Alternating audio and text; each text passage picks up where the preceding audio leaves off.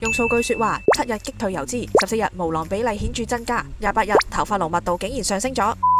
呢支嘢搞到我頭皮敏感又甩頭髮，而家啲頭髮仲越甩越多，唉，都冇用嘅。